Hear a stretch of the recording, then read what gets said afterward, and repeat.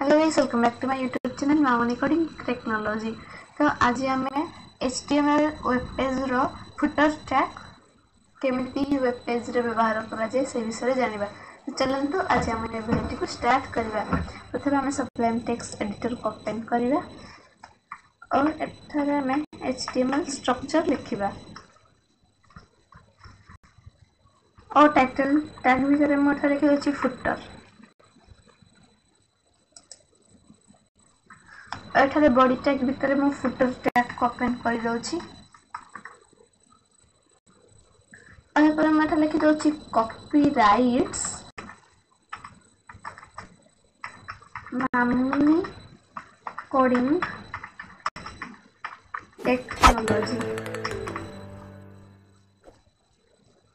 तो मैं एठारे पैराग्राफ पी टैग को लगे दउछि और एठारे क्लोज कर दउछि और यहाँ पर मु एंकर टैग को ओपन करूछि और एठारे मैं एंकर टैग को क्लोज कर दउछि।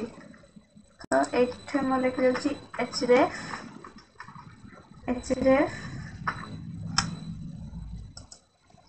और एठारे म लिख दउछि होम।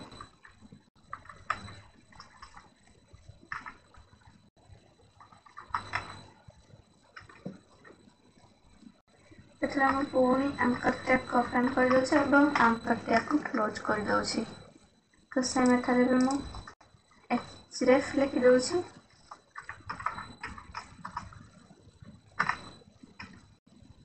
और एठारे हम लिख दउछि अबाउट अस।